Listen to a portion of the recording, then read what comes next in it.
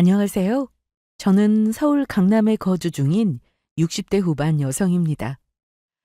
저는 몇 개월 전 사랑하는 딸을 잃었습니다. 마음을 추스르기까지 꽤 오랜 시간이 걸렸어요. 부모는 늘 평생 자식을 짝사랑하며 산다고 하죠. 그러니 자식 먼저 앞세운 어미의 고통이 얼마나 큰지 짐작할 수 있으실까요? 남편 일찍 죽고 홀로 딸을 키우며 많은 일을 겪었습니다. 늘 물가에 내놓은 아이처럼 불안하기만 했던 딸. 그 아이의 행복을 진심으로 바랐는데 결국은 먼저 하늘나라로 보내고 말았네요. 저는 참 엄마 자격이 없는 사람입니다. 미련하게도 딸이 억울하게 죽는 것도 모르고 슬퍼하다가 사위에게 제 모든 재산을 다 물려주려고 했어요. 하지만 하늘에서 지켜보던 딸이 절 도와준 것 같습니다. 검은 속내를 숨기고 있는 사위에게 속지 말라고 하늘에서 알려준 것만 같았어요. 사위는 우리 두 모녀를 속였고 기만했습니다. 나중에 딸이 사위 때문에 죽은 걸 알게 되고 참을 수 없는 분노로 모든 걸 송두리째 빼앗고 말았어요. 내 딸을 기만한 것도 모자라 속이고 죽음으로 내몰기까지. 절대 용서할 수 없습니다. 아마 제가 죽을 때까지 용서할 일은 없을 거예요. 사위라고 하고 싶지도 않네요. 지금 그놈은 본인이 저지른 죄의 무게를 마땅히 책임지고 있습니다. 대체 저와 제 딸에게 무슨 일이 있었는지 궁금하시죠? 여러분께 그때의 이야기를 생생하게 들려드리겠습니다. 부모 누구에게나 자식은 그저 소중하고 귀하기만 합니다. 부모에게 자식은 언제나 어린아이와도 같죠. 우리 딸은 참 순수하고 마음이 맑은 아이였습니다. 제가 그렇게 키우고자 부단히 애썼으니까요. 때 한 번 안 탄 순수한 양처럼 그렇게 키웠습니다. 젊은 시절 사고로 남편을 일찍 잃고 저 혼자 딸을 키우며 살아갔어요. 남편을 잃은 건 안타까운 일이지만 산 사람은 살아야 하잖아요. 다행히 저 혼자 딸을 키우는 게 어렵지 않았습니다. 당시 남편은 능력 있는 사람이었고 시댁 역시 땅 부자로 돈이 많은 집안이었거든요. 거기다 보험금까지 더해지니 제 앞으로 떨어지는 돈이 꽤 되더군요. 아마 땡전 한 푼 없이 홀로 아이를 키워야 한다면 참으로 막막했을 겁니다. 제가 원하는 대로 그저 순수하게 아이를 지켜주며 키우기 쉽지 않았을 거예요. 그러나 저는 아이가 원하는 건 뭐든 지원해 줄 수 있는 돈이 있었고 그 돈으로 그 아이를 지키기 위해 노력했습니다.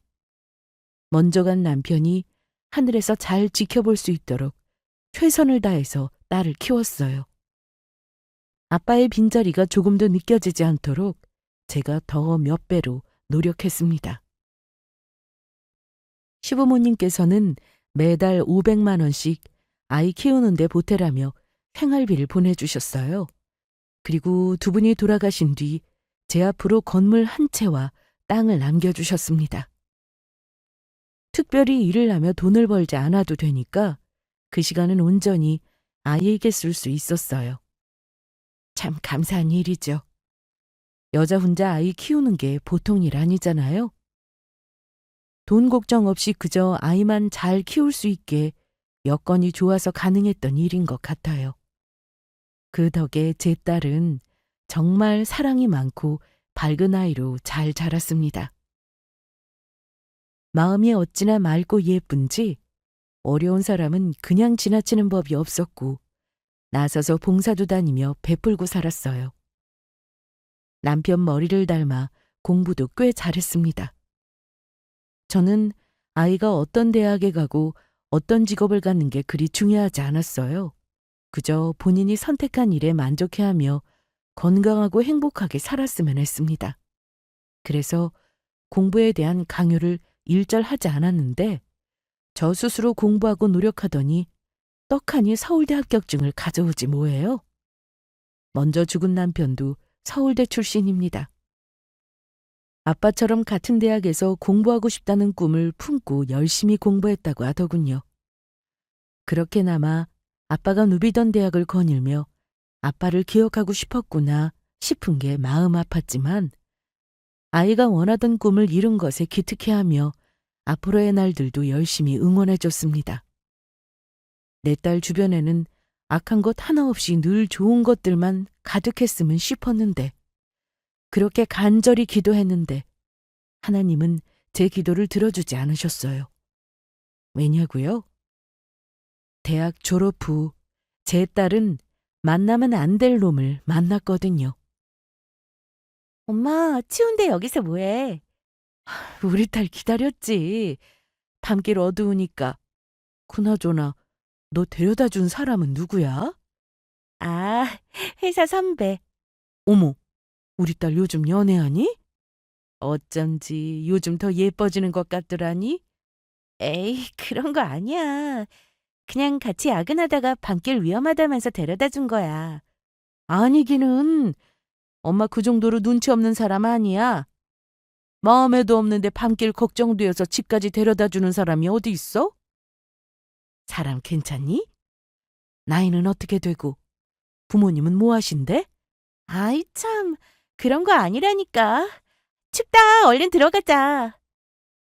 이때는 제 딸이 대학을 졸업하고 회사에 취직한 지 반년 정도 되었을 때일 거예요. 신입이라 이것저것 배울 게 많다면서 야근을 밥 먹듯이 하곤 했습니다. 하루는 어김없이 야근하고 오는 딸이 걱정되어서 마중 나갈 겸 집 앞에 기다리고 있는데 웬 남자랑 같이 정답게 이야기하며 걸어오고 있더군요. 저는 서로 호감 가지는 사이라고 생각했지만 딸은 아무 사이가 아니라 그저 선후배 사이라고만 했습니다. 하지만 딸의 얼굴을 보는 순간 알 수 있었죠. 그 선배를 좋아하고 있다는 것을요. 어느 엄마가 제 자식의 마음을 모를 수가 있겠습니까? 얼굴만 봐도 어떤 마음인지 어떤 기분인지 다 알 수 있었습니다. 딸은 그 회사 선배에게 좋은 마음을 가지고 있었고 여러모로 의지하면서 회사 일을 배우고 있었어요. 얼핏 들어보니 그 선배란 사람 역시 제 딸을 잘 챙겨주면서 많은 일을 도와주고 있는 것 같았습니다. 이때는 선배란 사람에게 그저 고맙기만 했어요. 제 딸은 자라는 내내 속 한 번 썩이지 않은 정말 착한 딸입니다. 사춘기도 순탄하게 지나갔고 학창시절 역시 모범적이기만 했죠. 그래서 대학생이 된 후로 다양한 경험을 접해보고 좋은 사람 만나서 그 시절에 누릴 수 있는 연애도 하기를 바랐지만 도무지 남자에게 관심이 없더라고요. 그래서 언제 좋은 사람 만나 연애하려나 은근히 기다렸는데 드디어 회사 선배와 첫 연애를 시작하겠구나 싶었습니다. 그리고 한 달 뒤 딸은 제게 연애를 시작했다고 고백했어요. 그게 정말이야? 정말 그 선배란 사람하고 사귀기로 했다고? 어머, 축하해. 엄마는 네가 남자에 통 관심 없어 해서 연애 한번 못하고 계속 일만 하면 어쩌나 걱정했거든. 에이, 그때는 남자보다 내 상황에 더 집중하고 싶어서 그랬던 거지. 학생 때는 공부가 제일 중요하잖아. 그래도 그 시절에 누릴 수 있는 것들이 있잖니. 어쨌거나 괜찮은 사람이지? 그때 보니까 인상 좋더라. 언제 한번 집으로 데리고 와. 엄마가 맛있는 거 해줄게.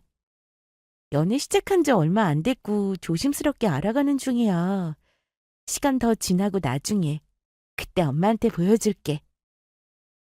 원래도 밝고 씩씩한 아이였지만 연애를 시작하고 난 뒤 아이의 표정은 더없이 밝아졌습니다. 많이 행복한 듯 보였고 사랑하는 사람에게 사랑받으며 사는 게 어떤 기분인지 알기 때문에 변함없이 예쁜 마음 유지하면서 잘 만나기를 바랐어요. 얼핏 본 거지만 딸 남자친구의 인상이 좋고 잘 챙겨주는 다정한 사람이라길래 좋은 사람 만났다고 생각했죠. 세상이 워낙 흉흉하니까 이상한 사람 만나면 안 되잖아요. 내 딸만은 그런 일 겪지 않게 좋은 사람만 붙여주고 싶었습니다. 다행히 제 바람대로 그런 사람을 만나 사랑을 키워가게 됐구나 안심됐고요. 그러나 이건 저만의 큰 착각이었습니다. 어느 순간부터 딸아이의 표정은 급격히 어두워지기 시작했습니다. 웃음기 많던 얼굴은 언제 그랬냐는 듯 굳어 있었고 뭔가 쫓기는 사람처럼 늘 불안해했어요. 딸의 방을 청소할 때면 바닥에 수북이 빠져 있는 머리카락도 문제였습니다. 처음에는 일이 많아서 스트레스 받아 머리가 빠지나 싶었는데 점차 조금 빠지는 수준을 넘어서더라고요. 심지어 새벽에 몰래 우는 소리도 들리고 남자친구를 만나러 나갈 때면 전혀 행복해 보이지 않았습니다. 마치 무슨 도살장에 끌려가는 소 마냥 아이의 표정은 점점 죽어갔어요. 연애하다 보면 마냥 좋은 일만 있을 수는 없는 법입니다. 저도 연애해 본 사람으로서 왜 모르겠어요. 마냥 잘 지내면 좋겠지만 가끔 뜻이 안 맞아서 서로 싸울 때도 있잖아요. 딸이 울 때면 남자친구랑 싸워서 속상한가 보다 생각했습니다. 둘의 문제인데 엄마인 제가 개입하는 게 쉽지 않았어요. 어린애도 아니고 다 큰 성인인데 제가 일일이 끼어들기 힘들잖아요. 그래서 혼자 딸아이를 걱정하며 살펴봤습니다. 그러다 점점 아이가 우는 날이 많아졌고 방에서 잘 나오지도 않더군요. 사람 좋아하고 활발하던 아이가 무슨 일인지 마음의 문을 닫고 스스로 만든 감옥 안에서 나오지 않는 느낌이었어요. 우는 날도 많아지고 방에 틀어박혀 나오지도 않고 밥 한 술, 물 한 모금 먹지 않고 내리 잠만 자는 모습이 이상했습니다. 결정적으로 잘 다니던 회사까지 그만뒀더라고요. 딸, 출근하네? 일어나서 준비해야지. 알아서 잘 일어나던 애가 일 때문에 피곤해서 그런가. 늦었어. 얼른 일어나. 이러다 지각한다니까. 나 회사 안 가니까 그냥 나가. 회사를 안 가다니? 그게 무슨 말이야? 그만뒀어. 뭐? 아니, 잘 다니던 회사를 왜 그만둬?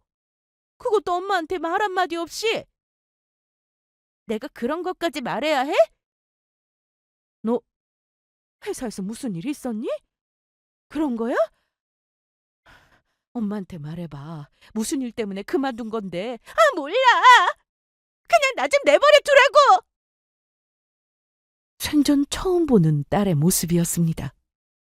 저한테 한 번도 소리친 적 없었고 짜증 한 번 부린 적 없던 착한 딸이었어요. 그런 딸이 제게 소리치며 방 밖으로 절 밀쳤습니다. 거기다 말도 없이 회사를 그만둔 것도 충격이었어요. 뭐든 제게 조언을 구하고 상의하곤 했는데 갑자기 마음대로 회사를 관둔 게 이상하더라고요. 딸이 갑자기 달라진 것도 그렇고 뭔가 내가 모르는 일이 있었구나 싶었습니다. 딸은 점차 자신을 놓아가고 있었고 이렇게 두면 도저히 안 되겠다는 불안감이 앞섰습니다. 그래서 방에 들어가 조심스럽게 무슨 일인지 물었어요. 저녁 차렸는데 엄마랑 같이 밥 먹을까? 너 좋아하는 갈비찜 했어. 생각 없어. 그러지 말고 엄마랑 같이 먹자. 우리 딸 엄마가 해준 갈비찜 좋아하잖아. 글쎄 생각 없다니까? 엄마는 요즘 뭐가 뭔지 하나도 모르겠어. 갑자기 네가 왜 이러는지 정말 모르겠단 말이야. 너 무슨 일 있는 거 맞지? 그러지 않고서야 갑자기 회사를 관둔다는 게 말이나 돼? 무슨 일이 있었던 건지 엄마한테 말해줄래? 혼자 끙끙거린다고 해결되는 거 아니잖아. 엄마가 뭐든 도와줄 테니까 우리 이야기 좀 하자. 응? 늘 그랬던 것처럼 딸과 대화로 문제가 뭔지 알아가고 싶었습니다. 같이 상의하면서 제가 도와줄 수 있는 건 뭐든 도와주고 싶은 마음이었죠. 그러나 딸은 어떠한 말도 하기를 거부했고 그저 혼자 있고 싶어 했습니다. 딸은 점점 더 이상해져만 갔고 저는 그런 딸의 행동에 영문을 몰라 답답해 미칠 지경이었죠. 어느 날부터 딸은 제가 방에 들어오는 것조차 싫어했습니다. 그래서 자꾸만 문을 잠갔고 아예 저를 차단해버렸죠. 제 마음은 점점 더 불안해지기 시작했어요. 대체 무슨 일 때문에 애가 이러는 걸까 답답하기만 했습니다. 그래도 한편으로는 다행이다 싶은 게 딸아이의 남자친구였어요. 저와 소통하는 건 싫어해도 남자친구와는 꾸준히 연락하면서 가끔 집 앞에 나가 만나는 것 같더라고요. 물론 서운한 마음도 있었습니다. 엄마인 나보다 남자친구를 더 의지하는 것 같아서 서운하기도 했어요. 그러나 그런 남자친구라도 없었으면 저 혼자 얼마나 힘들까 싶은 게 다행이다 싶었습니다.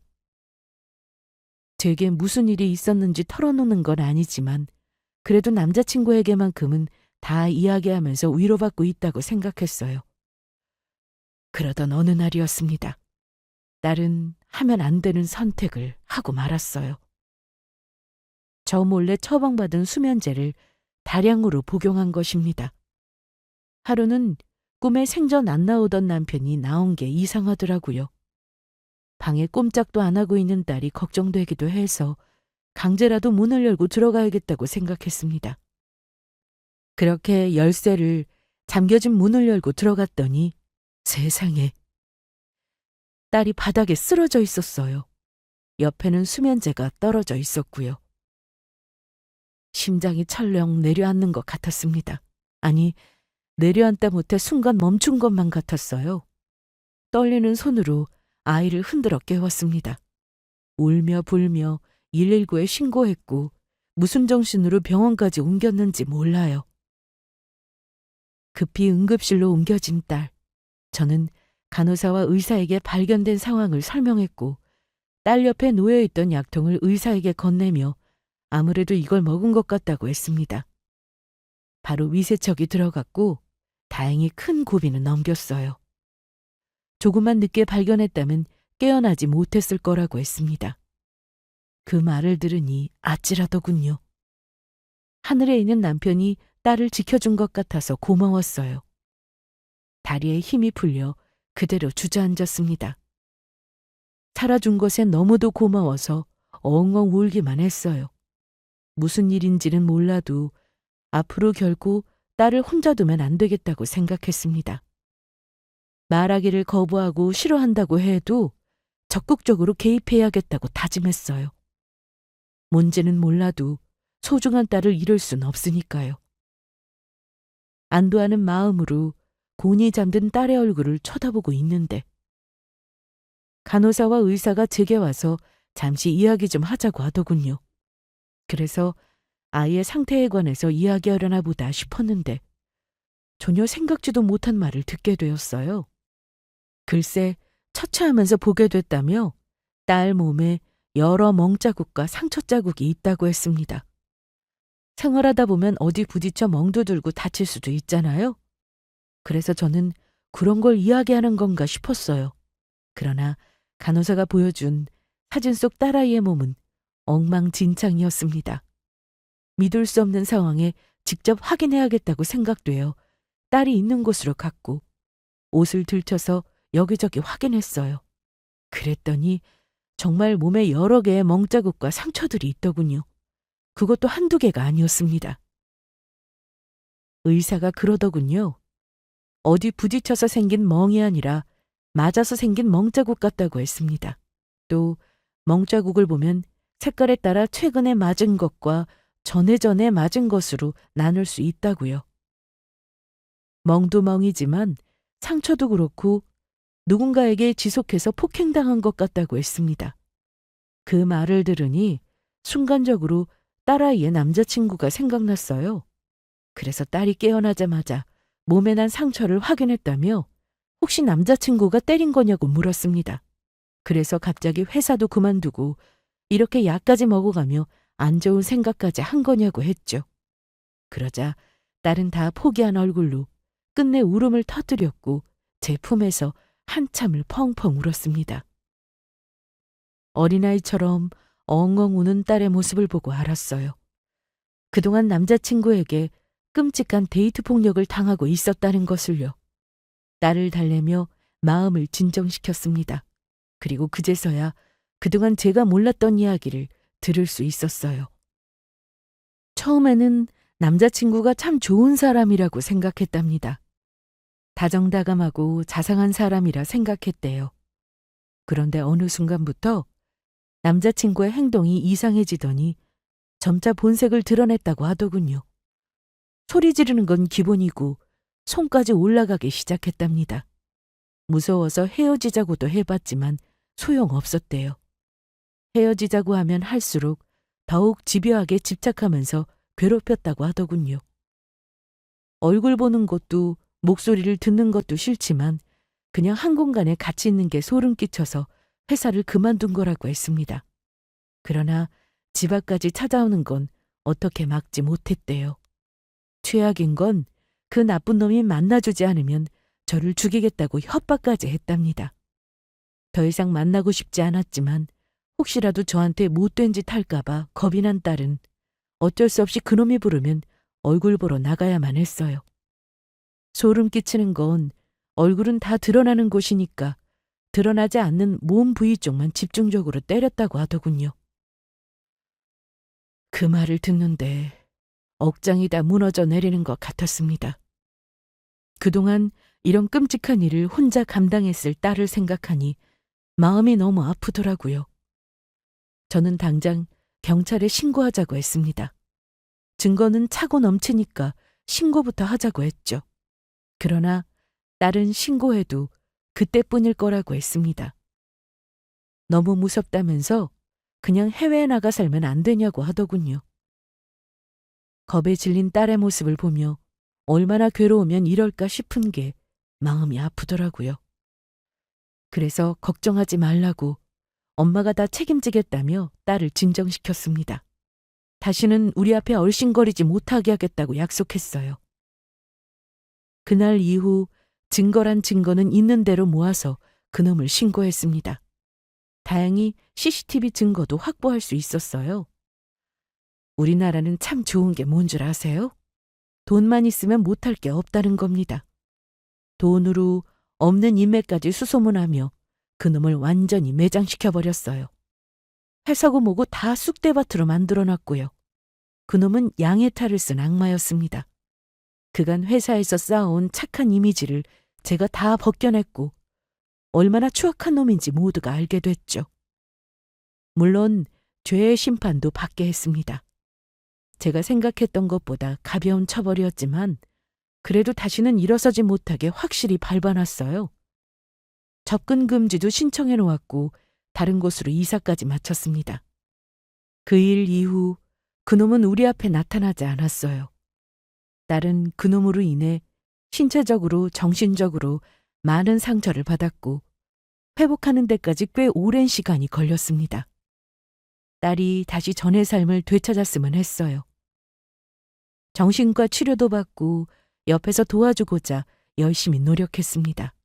그러나 보통 사람처럼 살아가는 게 쉽지 않더라고요. 그놈 때문에 대인기피증까지 앓게 됐고 그걸 치료하고자 사람들과의 교류를 조금씩 시작했어요. 그러던 중에 평소 좋아했던 봉사 모임에 관심을 갖게 됐고 저랑 같이 유기견 봉사에 참여했습니다. 그러다 거기서 한 청년을 만났어요. 안녕. 넌 이름이 뭐니? 예쁘게 생겼다. 이 친구 이름은 제리예요. 예쁘죠? 네, 예쁘네요. 한번 안아보실래요? 이 녀석이 생긴 것만큼이나 마음도 예뻐요. 어찌나 순한지. 잘 웃는 얼굴과 서글서글한 성격. 같이 이야기하면 기분 좋아지는 청년이었습니다. 낯가림이 없는지 저와 딸에게 편히 말도 걸어주면서 잘 챙겨줬어요. 딸은 처음에 어려워하며 경계했지만 어느 정도 시간이 지나자 그 청년과 말도 주고받으며 편한 모습을 보이더군요. 저는 조금씩 나아지고 있는 딸의 모습에 흐뭇하기만 했습니다. 그리고 나중에 시간이 더 흘러서 딸은 그 청년에게 마음을 완전히 열게 됐어요. 그 청년은 우리 딸을 마음에 들어 하고 있었고 잘 보이고자 마음을 다해 다가왔습니다. 딸은 부담스러워 하다가도 그런 청년의 마음을 싫어하지 않았고요. 어느새 둘은 예쁜 커플이 되어 있었고 저는 그 청년에게 고마운 마음이 컸습니다. 평생 상처를 안고 살아가면 어쩌나 남들처럼 좋은 사람 만나 결혼도 못 해보고 홀로 외롭게 살다 죽으면 어쩌나 걱정됐는데 이 청년 덕분에 딸의 상태가 많이 좋아졌거든요. 사랑의 힘이 참 위대하다는 걸 이때 몸소 느낄 수 있었습니다. 저는 둘의 만남을 적극적으로 지지하며 응원했어요. 그리고 마침내 딸은 전과 같은 삶을 되찾았습니다. 다시 일자리를 구해 사회생활도 시작했죠. 얼마 후 딸은 행복해하는 얼굴로 프로포즈를 받았다며 수줍게 고백했습니다. 저는 진심으로 축하해 주었어요. 본인도 그놈에게 받은 상처 때문에 새로운 사람을 만나는 게 두려웠고 가능할 거라 생각은 못했답니다. 그러나 그런 마음을 녹여준 게 바로 지금의 남자친구라고 하더군요. 딸은 그 사람이라면 평생 믿고 함께할 수 있을 것 같다고 했습니다. 그렇게 둘은 결혼했고 저는 지원을 아끼지 않았어요. 결혼식 비용부터 신혼집까지 모든 걸 제가 다 부담했습니다. 사위 차도 좋은 거로 바꿔줬고요. 사위에게 고마운 마음을 돈으로밖에 표현할 방법이 없더군요. 이서방, 정말 고맙네. 내가 자네한테 진 빚을 어떻게 갚아야 할지. 빚이라뇨? 그게 무슨 말씀이세요, 장모님? 자네가 아니었다면 내 딸은 지금까지도 고통 속에서 살아가고 있을지도 몰라. 이렇게 웃고 전처럼 돌아갈 수 있었던 건 모두 자네 덕일세. 그러니 당연히 고마워해야지. 앞으로 필요한 거 있으면 어려워하지 말고 뭐든 말하게. 자네 일이라면 내가 뭐든 도와줄 테니. 말씀만 들어도 든든합니다. 앞으로 저만 믿으세요. 우리 장모님의 귀한 딸, 제가 꼭 행복하게 해주겠습니다.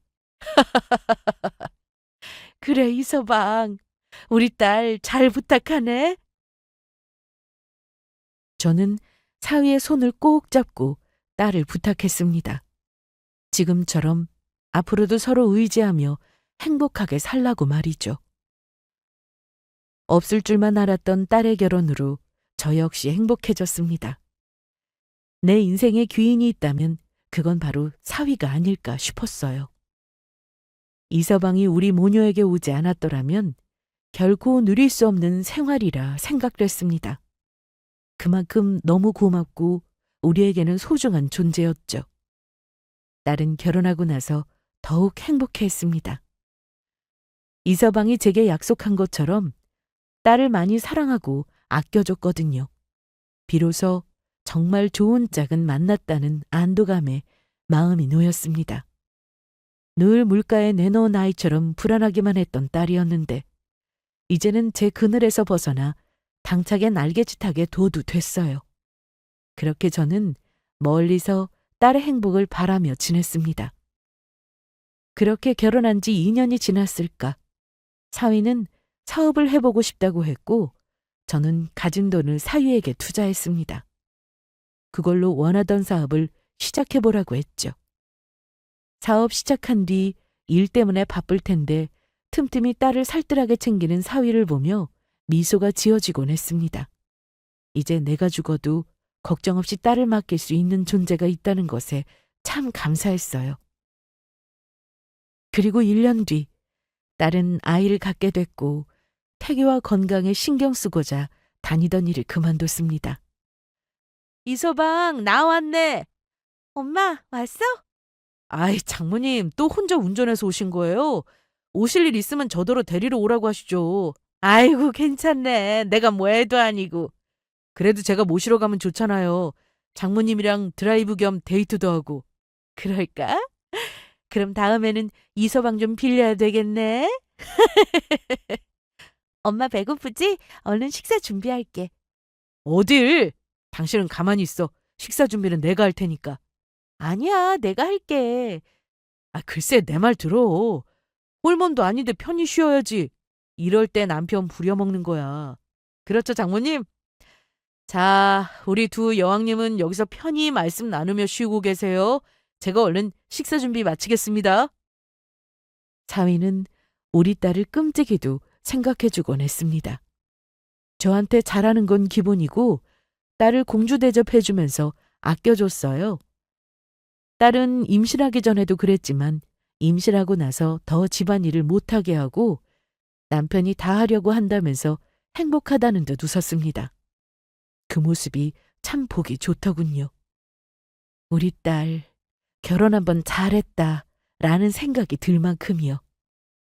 마냥 이렇게 행복하게만 살기를 바랐습니다. 내 행복을 빌어서라도 딸아이만 행복하기를 바랐어요. 사위의 사업은 날이 갈수록 잘 풀렸습니다. 딸이 원하는 대로 잘 흘러갔고 나중에는 건강한 아이를 낳아 지금처럼 행복하게 웃으며 살기를 바랐어요. 이게 욕심일 줄은 몰랐는데 제가 참 큰 걸 바랬나 봅니다. 남들에게는 쉽고 당연한 일이 제 딸에게는 어렵기만 했어요. 대체 그 아이가 무슨 잘못을 저질렀기에 신이 이리 가혹하게 구는지 원망스러웠습니다. 아직도 그때의 일은 떠올리고 싶지 않네요. 평화로운 줄만 알았던 제 삶에 한 통의 전화로 비극적인 소식을 듣게 되었습니다. 장모님 큰일 났어요. 소라가 글쎄. 이보게 이서방, 자네 왜 그러나? 무슨 일 있나? 아니 소라한테 무슨 일이라도 생긴 거야? 울지만 말고 똑바로 말해봐. 소라가 죽었어요. 뭐라고? 사위에게 걸려온 한 통의 전화. 수화기 너머로 구슬프게 오는 사위의 목소리. 듣고도 믿을 수 없는 이야기였습니다. 내 딸이 죽었다니. 신발도 제대로 신지 못하고 반 정신 나간 상태로 부랴부랴 병원으로 향했어요. 그리고 그곳에서 차갑게 식어 있는 딸아이를 보게 됐습니다. 아닐 거라고. 제발 아니기를 바랐어요. 뭔가 잘못된 거다. 이서방이 착각한 거라 애써 마음을 다독였습니다. 그러나 정말 아무리 이름을 부르고 흔들어 깨워도 딸은 일어나지 않더군요. 따뜻했던 온기는 온데간데 없이 사라졌고 두 눈을 감은 채 딸은 고요하게 누워 있었어요. 정말 내 딸이 죽었구나. 의사의 사망 선고를 듣고 나니 실감이 났습니다. 며칠 전까지만 해도 저를 보며 환하게 웃어주던 아이였는데 갑자기 왜 이렇게 된 건지 혼란스럽기만 했어요. 인정하고 싶지 않지만 딸의 죽음을 받아들여야만 했습니다. 사위는 마음 아프지만 우리가 정성스럽게 잘 보내줘야 한다고 했어요. 저처럼 정신없을 텐데 나서서 장례 준비를 시작하더군요. 그리고 뒤늦게 딸이 어쩌다 죽게 됐는지 그 이유를 들을 수 있었습니다. 남들이 그러더군요. 가엾게도 우리 애는 운이 없다고. 간식 챙겨주려고 남편 회사에 갔다가 집에 돌아오는 길에 차 사고가 났습니다. 정확한 사고 원인이 무엇인지 확인해 봐야 하지만 아무래도 졸음운전인 것 같다고 하더군요. 임신한 상태라 시도 때도 없이 졸리다고 했거든요. 이제 겨우 행복해졌는데 뱃속에 있는 아이를 낳고 이서방과 행복하게 살아갈 날만 남았는데 먼저 간 딸이 너무도 가여웠습니다. 모든 게 제 잘못인 것만 같았어요.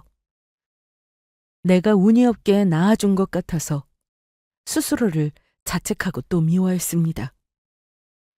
내가 운이 많은 아이로 잘 낳아줬더라면 지금쯤 살아있었을까 하는 상상도 해봤어요.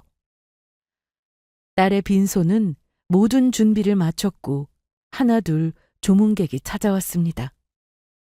모두 이렇게 갑자기 갈 수 있냐며 저와 같은 마음으로 안타까워했어요. 딸을 잃은 슬픔에 서 있을 힘도 없을 정도로 지쳐 있었지만 딸을 생각하며 와주신 분들께 감사한 마음이 들었습니다. 와주신 모든 분들께 온 마음을 다해 감사함을 전했어요. 그러던 중 한 젊은 여자가 들어왔습니다. 얼핏 딸과 또래인 것 같아서 친구 중에 한 명인가 생각했어요. 그런데 알고 보니 사위가 운영하는 회사의 직원이라고 하더군요. 와줘서 고맙다는 말을 전하자 따뜻하게 제 손을 잡고 도울 일 있으면 뭐든 하겠다며 위로의 말을 건넸습니다. 딸이 살아생전 잘 챙겨줬다면서 그 은혜를 다 갚지도 못하고 이리 보내는 게 마음 아프다고 했죠. 딸 생각에 다시 눈물이 앞을 가렸습니다. 온 김에 저녁이나 먹고 가라고 인사한 뒤 화장실로 향했어요.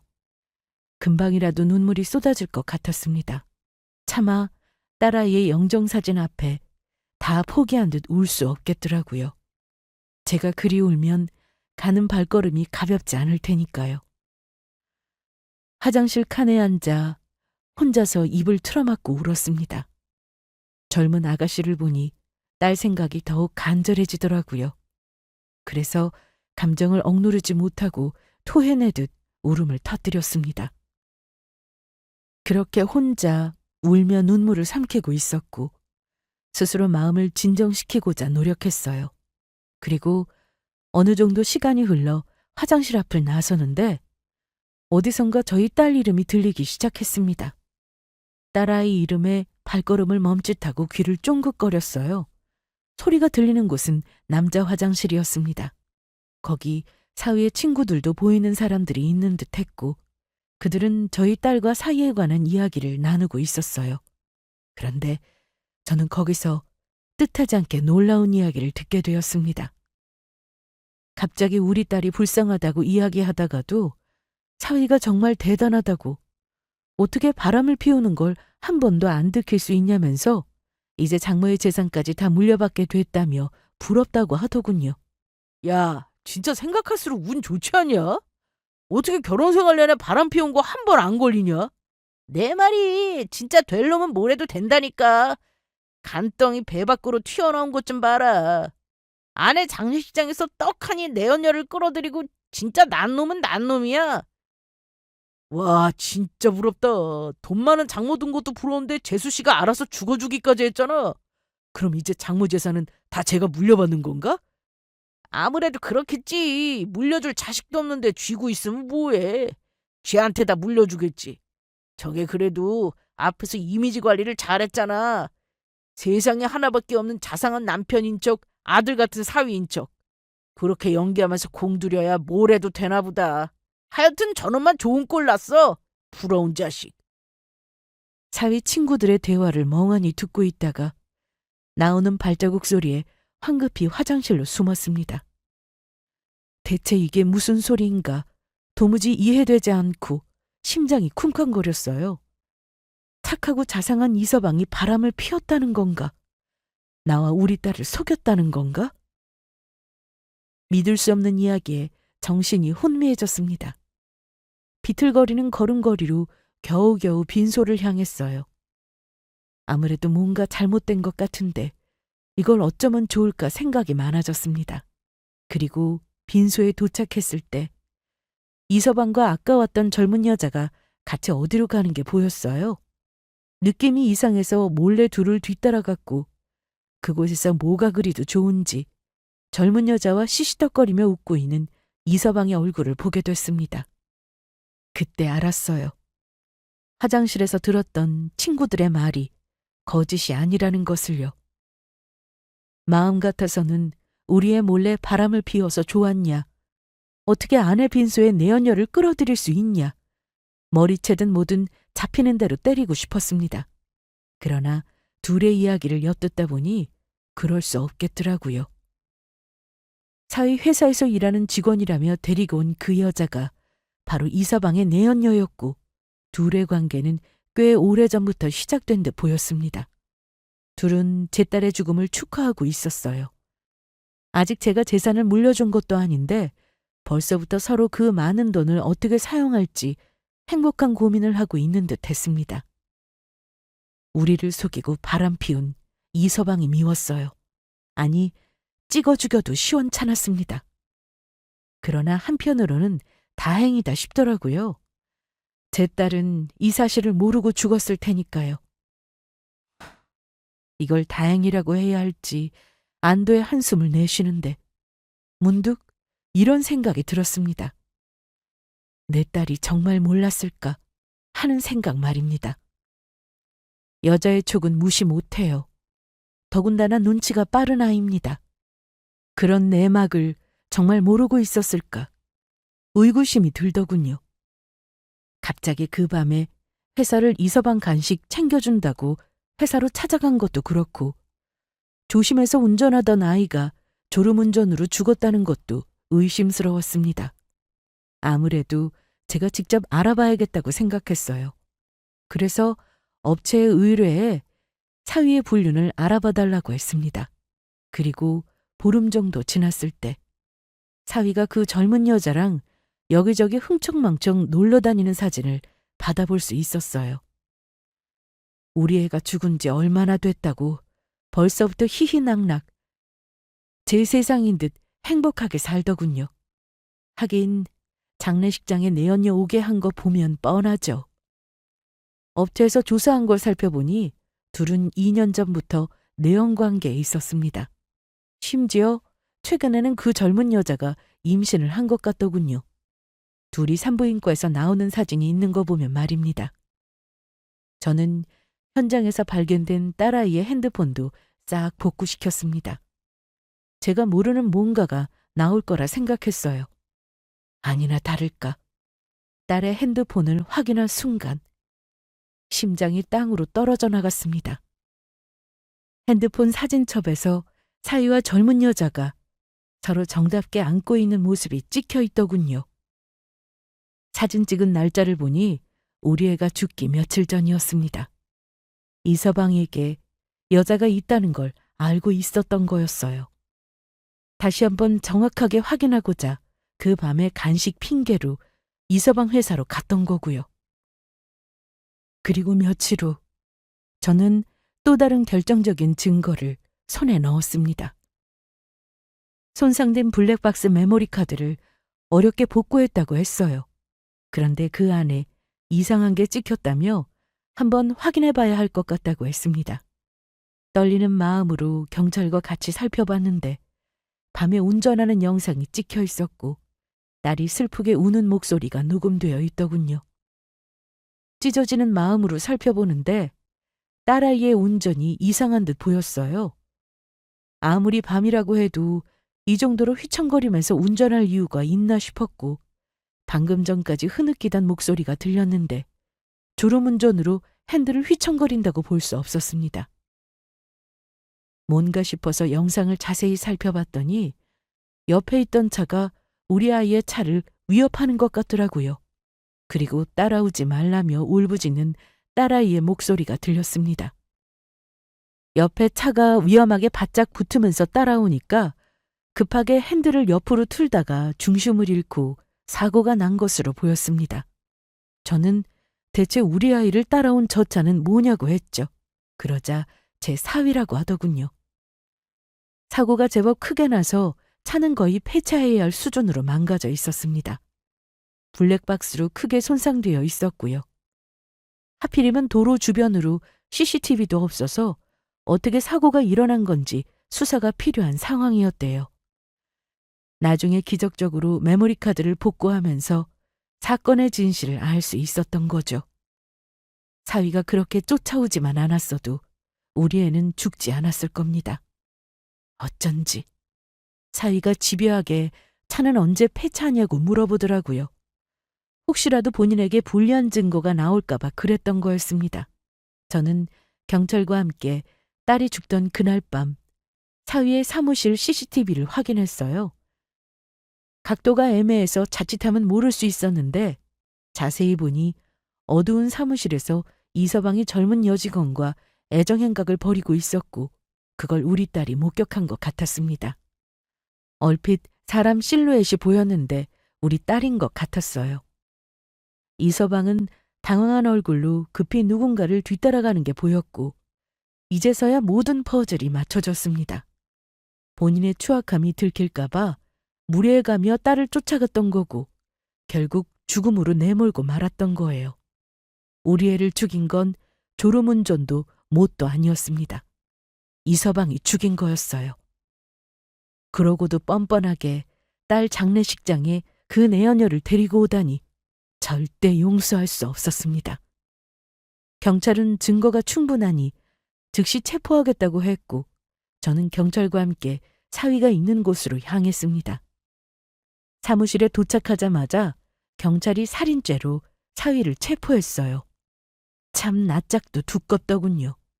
우리가 모든 영상을 다 확인했는데 아무것도 모른다는 표정으로 왜 이러냐면서 따졌습니다. 그러고는 제게 도와달라고 하더군요. 경찰이 증거 영상을 이야기했는데도 불구하고 무슨 오해가 있는 것 같다면서 말도 안 된다고 난동을 피웠어요. 그래서 저는 더 이상 참지 못하고 냅다 그놈의 뺨을 한 대 치고 말았습니다. 뭐? 오해?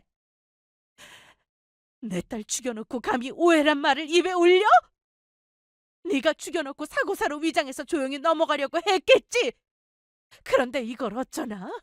네 추악한 정체를 내가 다 알아버렸는데 너! 저 계집애랑 내연 관계잖아! 네? 아, 장모님, 그게 무슨 말씀이세요? 내연 관계라뇨? 더러운 그 입 안 닥쳐? 언제까지나 속일 수 있을 거라 생각했겠지만 틀렸어! 너희 둘이 서로 끌어안고 있는 거 내가 다 봤거든. 그날 장례식장에서도 그렇고 CCTV 영상에서도 그렇고 그뿐이야? 사람 시켜서 알아보니까 구린 데가 한두 가지가 아니더구만. 너 아주 악질 중에 악질이더라.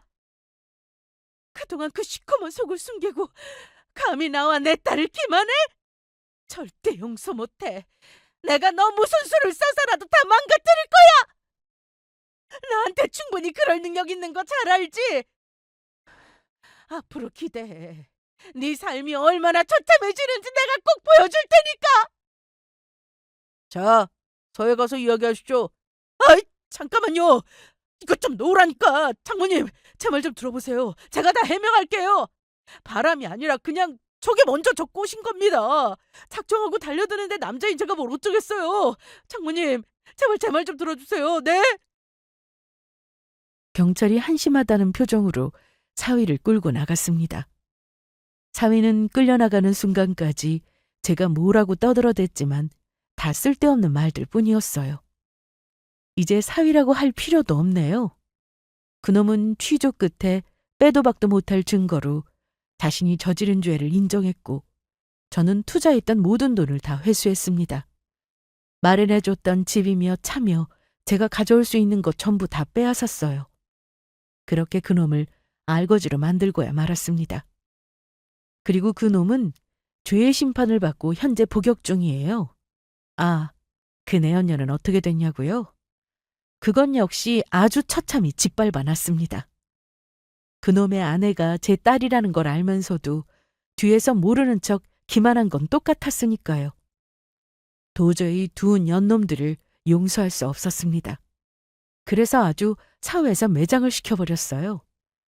내연녀에게 받아낼 수 있는 돈이란 돈은 다 받아내고 쫓아냈습니다. 우리나라는 돈이 곧 권력이더군요. 제가 가진 돈으로 힘을 써서 꽤 곤란한 상황을 만들어줬어요. 아마 본인이 저지른 죄를 평생 후회하며 살아갈 겁니다. 딸을 잃은 슬픔에 아직도 힘든 순간들을 보내고 있지만 그래도 제 복수로 아이의 마음이 조금이나마 편해졌으리라 생각해요. 부디 그곳에서는 아무런 아픔 없이 편히 쉬었으면 좋겠습니다. 언젠가는 먼저 간 남편과 딸을 꼭 다시 만나고 싶네요. 그럼 지금까지 저의 긴 사연을 들어주셔서 감사합니다.